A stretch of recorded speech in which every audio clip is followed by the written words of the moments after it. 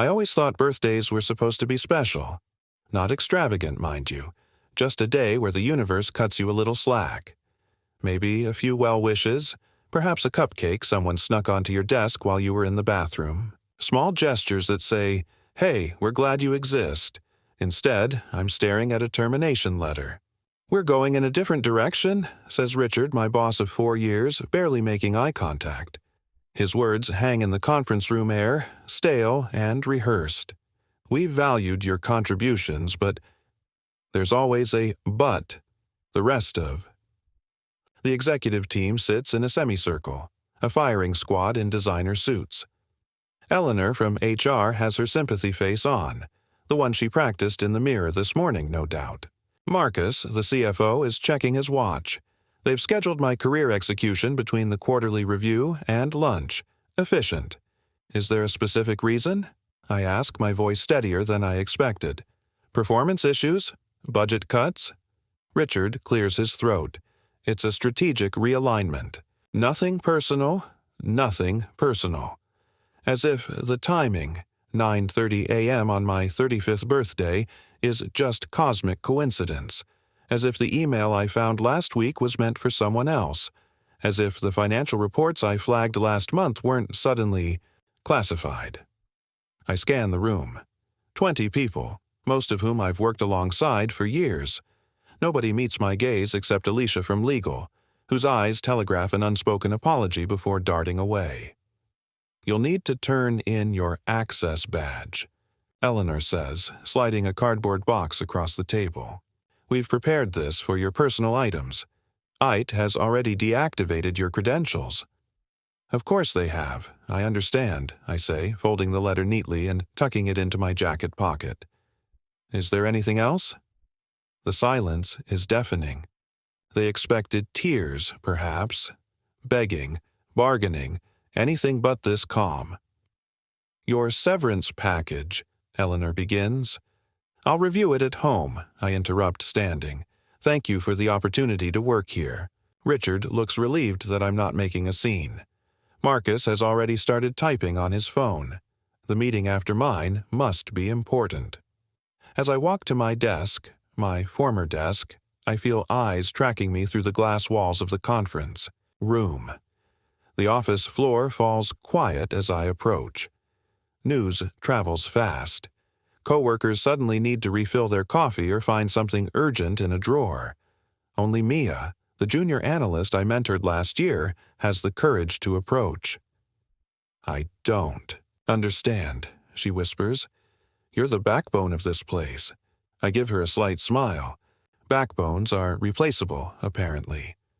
"It's not right," she insists, her eyes glistening. "After everything you've done for them..." "It's okay," I say, though we both know it isn't. "Sometimes things need to break before they can be fixed," I pack methodically. The framed photo of the team from last year's retreat. The ceramic mug my niece painted.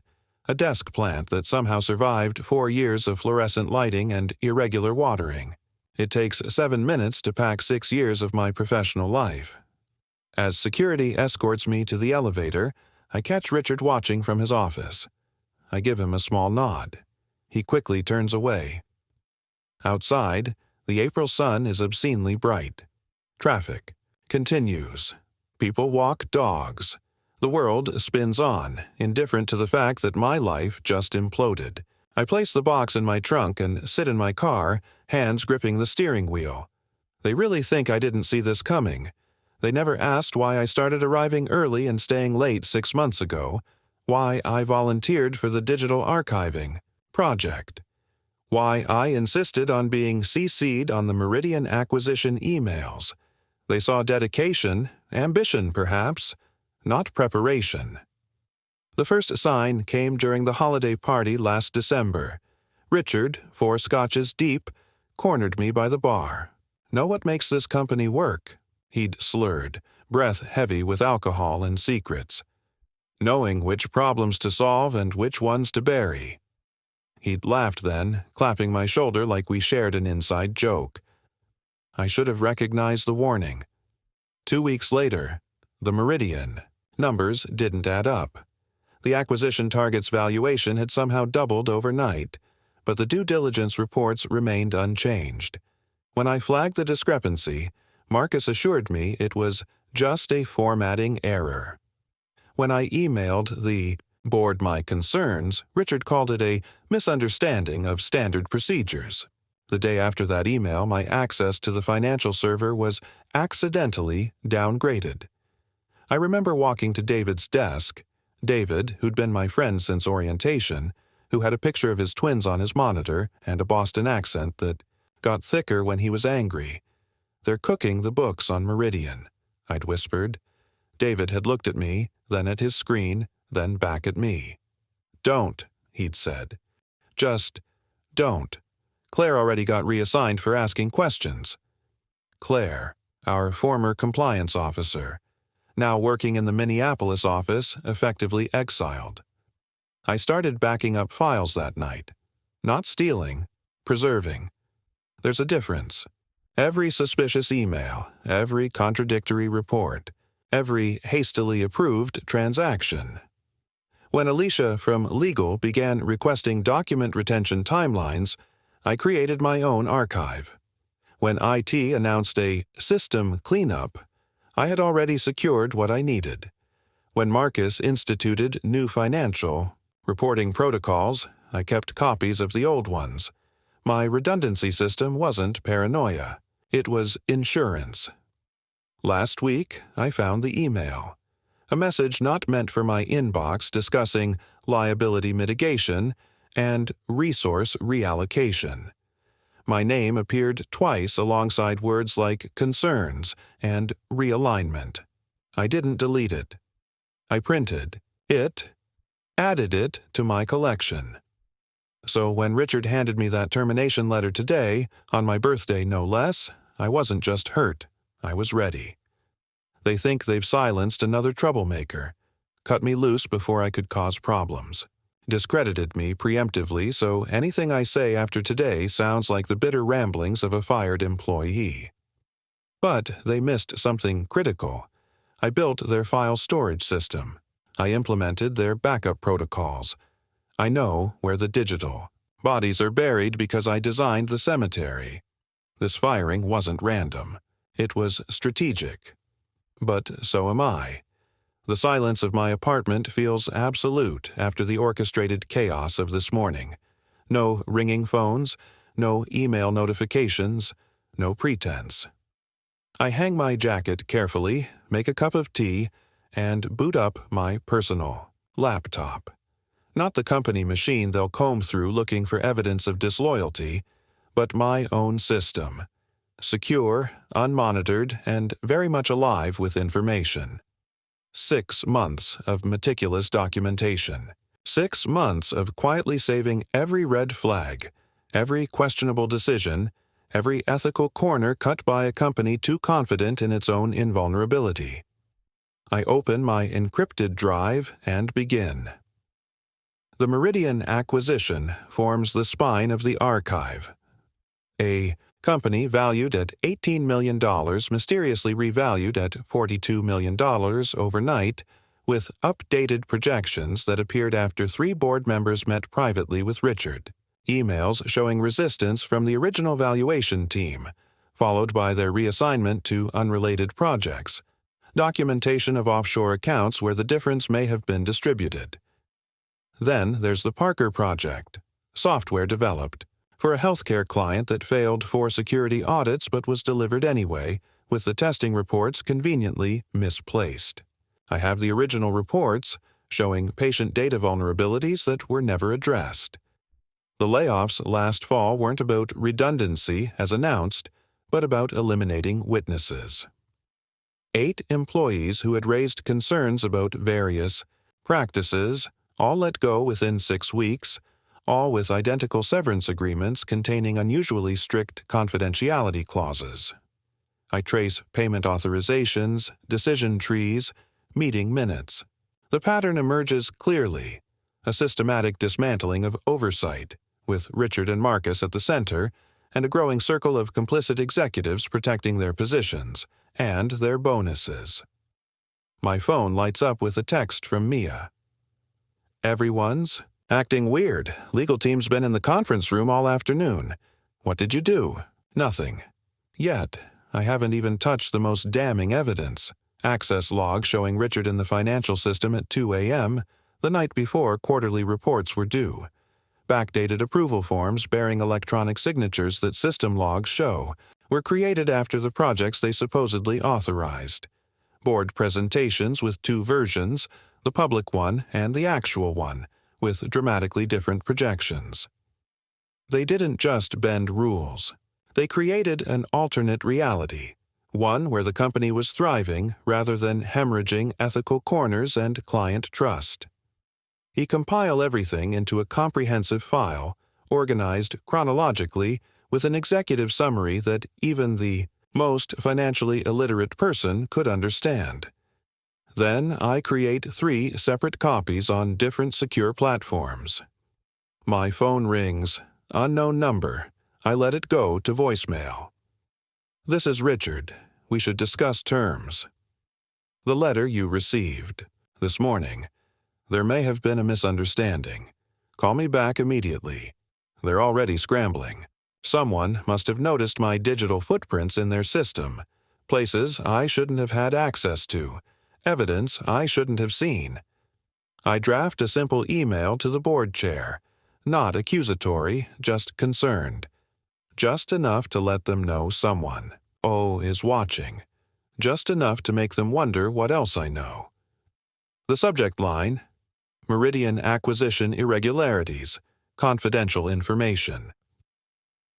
The message: In light of recent events, I feel obligated to bring certain financial inconsistencies to your attention. I've attached a preliminary summary of concerning transactions. There is more documentation available should the board wish to investigate further. My finger hovers over the send button. They think firing me solved their problem. They're about to discover I was only the beginning.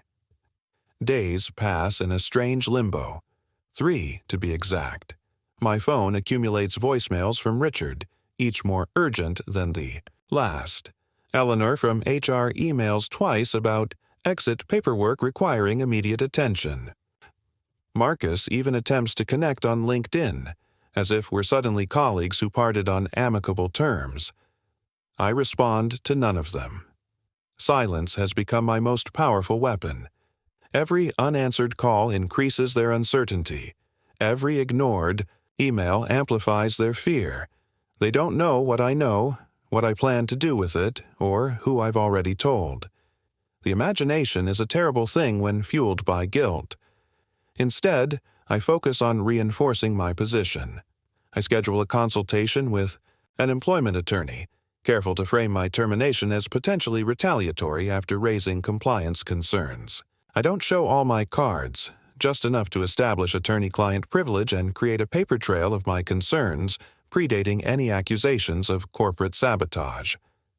My apartment becomes a war room of sorts. I cross-reference data points, strengthen the connections between seemingly isolated incidents, and create a narrative so undeniable that even the most company-loyal board member would have to take notice. On day 4, I'm at a coffee shop 3 blocks from my former office when Alicia from legal slides into the chair across from me. No greeting, no preamble. "Whatever you're planning," she says, voice low but intense. "They're already working on a counter-narrative. They'll paint you as disgruntled, unstable, incompetent. They're building a case that you accessed files beyond your clearance level." I take a slow sip of my coffee. Funny how they suddenly care about system access. This isn't a joke. They've called an emergency board meeting for tomorrow. "How convenient," I say, keeping my face neutral. Right before the quarterly filing. Something flickers in Alicia's eyes. Confirmation. The timing isn't coincidental. "Just be careful," she says, standing to leave. "They're scared, and scared people are dangerous." As she walks away, my phone buzzes with a text from David. "Whatever you did, they're freaking out. They just pulled all your access, even the archived systems. Legal's working overtime." I smile into my coffee cup. They're searching for digital ghosts, unaware that the evidence left their servers long ago. They still think they're in control. They're wrong.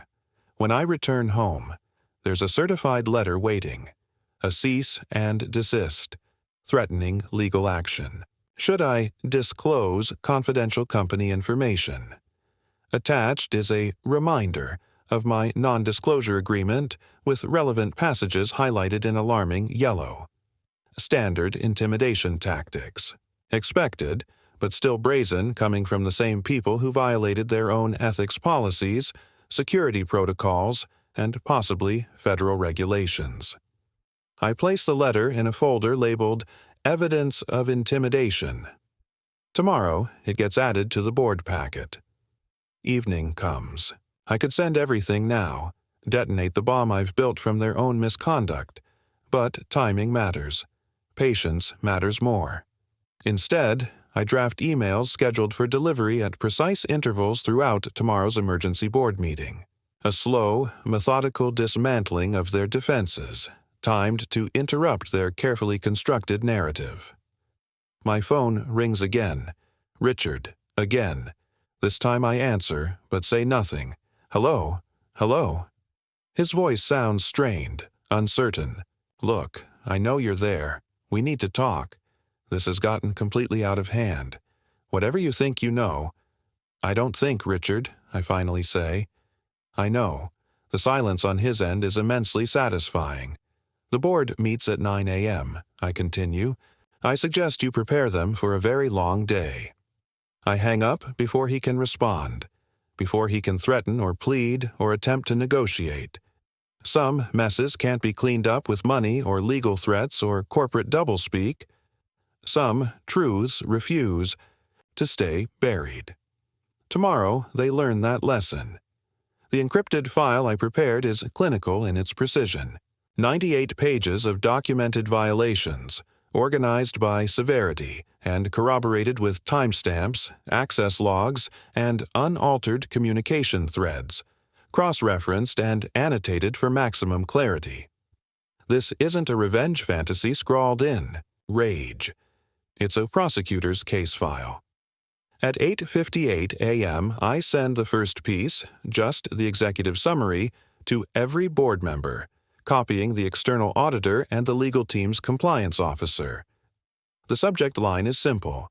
What you'll be discussing. Today, by 9:15. My phone vibrates constantly. Text messages from former colleagues suggest the office has erupted into contained chaos. The board meeting, scheduled for 1 hour, shows no signs of adjourning as morning turns to afternoon. I ignore attempts at contact until 2 p.m., when an email arrives from Josephine Chen, the board chair. We've reviewed your initial documentation and find the concerns credible enough to warrant immediate investigation. The board has engaged external counsel. Would you be willing to speak with them directly? Please advise regarding your availability. Professional. Careful, nothing incriminating, nothing promising amnesty or resolution. Just acknowledgement. The first step toward validation. At 3 p.m., I send the complete file, not just to the board but to the SEC Enforcement Division, with a formal whistleblower declaration attached. By 4 p.m., Richard calls again. I let it ring through to voicemail. This is completely unnecessary. His voice trembles with controlled fury. We could have resolved this privately. Name your price. Seriously. Full reinstatement, promotion, compensation package, whatever you want. Just call this off before it destroys everything we've built. We didn't build anything, Richard. You inherited a functioning company with ethical foundations and systematically corrupted it for personal gain. My doorbell rings at 7 p.m. A courier with an envelope. Inside, a letter on heavy stock paper with the corporate letterhead, an official offer, reinstatement at director level, substantial signing bonus, expanded health benefits, stock options, a non-disclosure agreement, a non-disparagement clause. Hush money, elegantly packaged. I place it with the cease and desist letter. More evidence. The news breaks the following morning. Not everything, but enough. Financial irregularities. Prompt leadership shakeup. Trading. Halted. Richard and Marcus, taking leave pending investigation. The board, cooperating fully with regulatory inquiries. Corporate damage control in full swing. By noon, 3 job offers materialize in my inbox from competitors. By evening, a 4th from the board itself. Acting Compliance Director. "We need someone who understands the systems," is the official line. "We need someone we can't fool," is the subtext. The company I once called home is imploding in slow motion. The stock price plummets. Clients pause contracts, employees update resumes. All the predictable consequences of betrayed trust. I walk toward the familiar office building the next morning, not as an employee or a victor, but as a witness. Through the glass facade, I can see people huddled in conference rooms. Others, clearing out desks, security personnel standing uncomfortably in lobbies. The destruction is comprehensive but necessary. Sometimes systems need to collapse before they can be rebuilt properly. I don't go inside. There's nothing there for me anymore. 2 months later, I sit on my balcony as evening settles over the city. The view is different. A new apartment in a quieter neighborhood, paid for by the whistleblower reward that came with the SEC settlement. The company paid a substantial fine. Richard and Marcus face criminal charges. Several board members resigned. The stock has stabilized at half its former value. Life has a strange way of balancing accounts. My phone rings occasionally with interview requests from business journalists wanting the insider story. I decline each one. This was never about notoriety or vindication in the court of public opinion, Alicia texts sometimes. She's the new general counsel under the restructured leadership. David was promoted to lead the revamped financial compliance team. Mia heads the internal audit committee. Young but principled and uncompromising. The rebuilt company might survive. It might even thrive eventually. Not my concern anymore. I'm consulting now, helping other organizations identify vulnerabilities in their ethics infrastructure before they become catastrophic failures. It's satisfying work, preventive rather than punitive. The termination letter that started this journey sits framed on my desk, not as a reminder of betrayal, but as evidence that endings sometimes disguise themselves as beginnings. My new laptop chimes with an email notification. Another job offer, this one from a regulatory agency. They want someone who understands how systems fail from the inside. Someone who recognized the warning signs and documented the collapse. Someone who values truth over comfort. I close the laptop without responding. There's time for decisions tomorrow. Tonight, I'm celebrating a birthday. 1 month late, but more meaningful than any I've had before. Not with colleagues or even friends, but with the quiet satisfaction of having stood my ground when it mattered most. The city lights flicker below, each window representing lives and systems and stories I'll never know. Some corrupt, some virtuous, most somewhere in the complicated middle, all vulnerable to the choices of those entrusted with their care. I raise my glass to the invisible city and whisper the lesson that Richard and his co-conspirators learned too late. You never have to raise your voice when your silence is louder than all their lies. Then I turn off my phone, close my eyes, and enjoy the rarest luxury of all, peace earned through principled action rather than purchased through compromise. Some victories don't need applause to matter. Some justice doesn't require an audience. Sometimes, the most powerful statement is the quiet certainty that you did what was right even when it wasn't easy. Especially then. Make sure to like and subscribe for more stories. Thank you for watching and have a wonderful day.